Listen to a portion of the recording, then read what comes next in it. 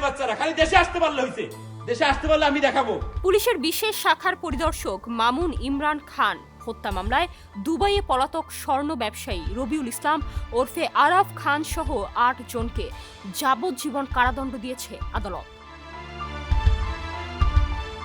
বৃহস্পতিবার ঢাকার মহানগর দায়রা জজ জাকির হোসেন গালিব ৭ বছর আগের এ মামলার রায় ঘোষণা করেন।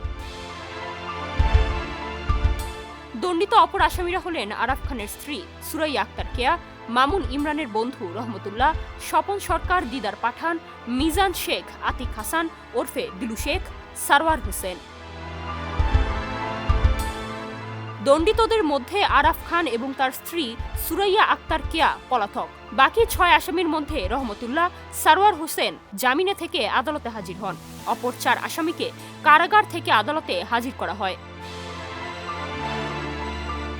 পরে ৬ আসামিকে সাজা পরোয়ানা দিয়ে কারাগারে পাঠানো হয়। আরাফ খান এবং তার স্ত্রীর বিরুদ্ধে সাজা পরোয়ানা সহ গ্রেপ্তারি পরোয়ানা জারি করেছে আদালত।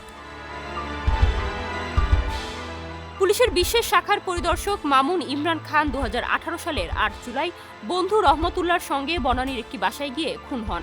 পরদিন তার লাশ বস্তায় ভরে উলু খোলার জঙ্গলে নিয়ে পেট্রোল ঢেলে আগুন ধরিয়ে পোড়ানো হয় বলে পরে তদন্তে বেরিয়ে আসে। ২০১৮ সালের ৯ জুলাই গাজীপুরের জঙ্গল থেকে মামুনের লাশ উদ্ধারের পর তার ভাই জাহাঙ্গীর আলম খান বনানী থানায় হত্যা মামলাটি করেন। এই মামলার অভিযোগপত্রে বলা হয়, রবিউল ইসলামের নেতৃত্বে বিত্তবানদের ফাঁদে ফেলে অর্থ আদায় করত একটি চক্র।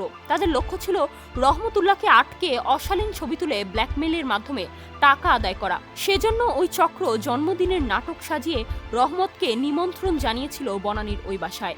বন্ধু রহমতের সঙ্গে সেখানে গিয়ে খুন হন পুলিশ কর্মকর্তা মামুন। ডেস্ক রিপোর্ট, সমকাল।